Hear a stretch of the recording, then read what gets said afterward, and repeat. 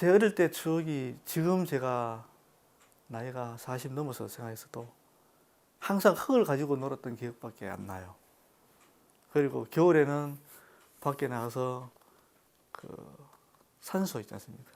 그 붉은 산소 근처 누워서 하늘 보고, 여름에는 모래가 강가 모래바닥에 해가지고 그림 그리고 놀고, 아니면은 뭐 좀 짓궂게 회백된 그 흰 그 옛날 그 초가 지붕 같은 그런 벽면에 또 못으로 긁으면서 그림 그리고, 또 들판에 가면 언제든지 볼 수 있는 게 제가 지금 또 그리고 있는 염소고, 그 염소들이 제가 봤을 땐 그래요. 지구상에서 존재하는 생물 중에서 가장 신비로워 보여요. 까만색에 그 윤기 나는 그 보라색 빛, 푸른 빛도 나고, 눈 자체 지금 동물의 눈인데도 신비롭잖아요. 이렇게 그 붉은 어떤 고양이 눈도 아니고, 볼수록 다른 어떤 맛이 나요. 동물인데도 무섭기도 하고 경이스럽기도 하고.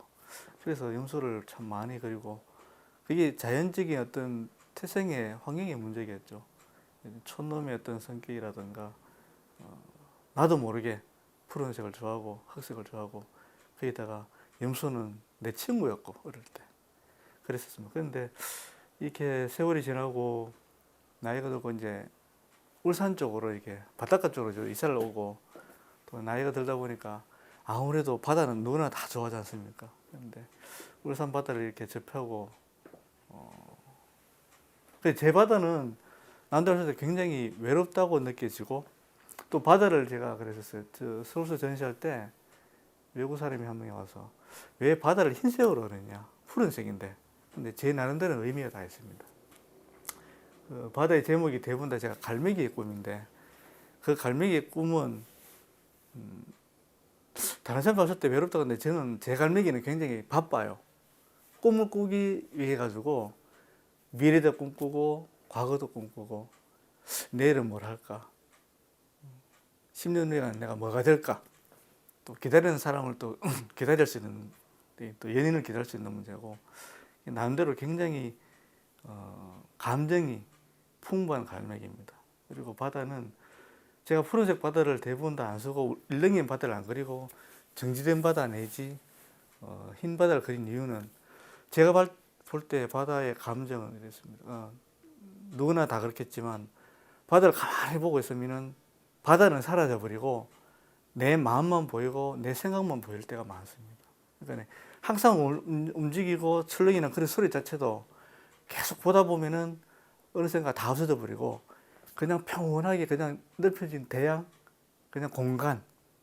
그러니까 그 바다에서는 내가 마음대로 꿈꾸고 마음대로 상상할 수 있고 마음대로 누릴 수 있는 그런 공간처럼 느껴져서, 오히려 바다는 굉장히 단순하게 굉장히 색을 절제하고, 오히려 바다와 갈매기로서 제 마음을 얘기하고 제 이야기를 하고 싶은 그런 모티브를 갖고 갈매기의 꿈이라는 시리즈를 그리고 있습니다. 어릴 때 제가 굉장히 어릴 때 천점을 배웠었어요.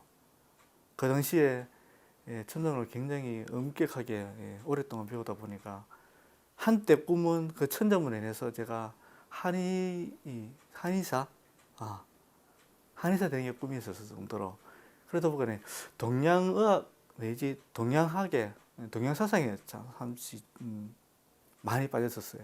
그러다 보니까 동양미술의 가장 근본이 관념미술이고 공간미술, 이 세계 표현, 과대한 표현보다는 자기 사상이라든가 공간에 의미를 부여하는 그런 어떤 사고방식의 어떤 미학의 개념이 있다 보니까, 그게 아직도 제가 아마 평생 죽을 때까지 그게 저한테는 길이겠죠. 이게 자연스럽게 사상에서 그런 그림이 나오는지 몰라도 공간 자체의 비움이라든가 체험이라든가 그런 게 굉장히 관심이 많아요. 요즘 제일 고민되는 게 바로, 비우기는 비우는데 그 비우는 것이 허전하게 비워지는 게 아니고 다시 뭔가를 채울 수 있는 좀 탄탄한 어떤 구조적인 비움이 굉장히 고민스럽고 앞으로 제가 풀어야 될 숙제 같아요. 색은 누구나 감성에 따라서 자연스럽게, 아니면 자유스럽게 낼 수 있는 거지만, 이런 그림의 근본적인 미학, 공간의 구성 그런 것이 그림 작가의 어떤 사유를 반영할 때 볼 때 굉장히 저한테는 그게 숙제 같고 그런 동양적인 어떤 미학의 심취하다 보니까 그림 자체도 유화를 그리지만은 수채화적이고 동양화적이고 그러다 보니까 재료도 먹을 많이 쓰고 그런 이미지를 굉장히 즐겨 사용하고 또 그걸 계속 개발해야 될 것 같습니다. 지금도 연구를 하고 있지만 하면 할수록 그 연구해야 될 어떤 폭이 더 넓어지는 것 같아요. 제가 앞으로 공부를 계속할 부분도 공간적인 미학이라든가 동양적인 어떤 미술 형태와 서양적 재료의 어떤 효율적인 사용, 그래서 어떤 저만의 어떤 느낌이 표현될 수 있도록 해야 되는데 상당히 사상적으로도 공부를 좀 더 많이 해야 될 것 같습니다. 그래야 더 좀 깊이 있는 그림이 나올 것 같습니다. 기계적으로 똑같은 그림을 아무 생각 없이 그리긴 싫고 항상 뭔가 내 자신에서 이 새로움이 꿈틀거리고 그걸 또 표현하고 싶은데 안 되니까 속상하기도 하고 제 스스로 참 바보 같기도 하고 일단은 웁니다. 울고 다음은 무작정 그냥 야외로 나가버립니다. 그러니까 자연으로 간다는 얘기죠. 요즘 특히 이제 바다로 많이 갑니다.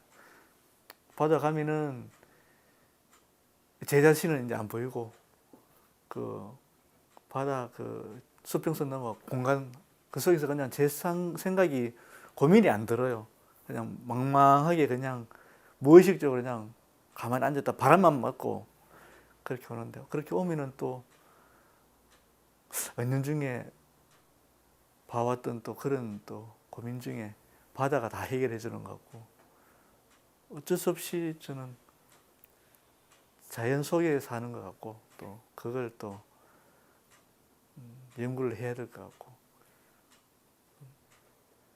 고민스러울 때는 그 방법이 최고 같습니다. 첫 개인전 할 때 제가 계획한 게 있었습니다. 그 계획이 아직도 이제 지켜지고 있는데 일단은 제가 개인전을 매해 한 번 이상 하자. 최소한 20년 동안. 지금 제가 개인전 한 지 11회인데 10년 이상은 제가 지켜왔습니다. 앞으로 한 10년이 더 남았는데 그게 경력의 문제보다는 제 삶의 치열한 어떤 법칙 같아요. 스스로 정해놓고 남들은 1년에 한 번 하기 힘든다는데 그건 뭐 개인적인 차이가 있겠습니다만 내 그림이 좋든 나쁘든 함으로 인해서 내 스스로의 얻어지는 과정으로 인식해 봤을 때 아마 20년 후에, 10년 후에 개인전 20번째 할 때는 내 자신에게 좀 떳떳해지지 않을까. 일단은 치열하게 그냥 열심히 하겠다는 생각밖에 없습니다.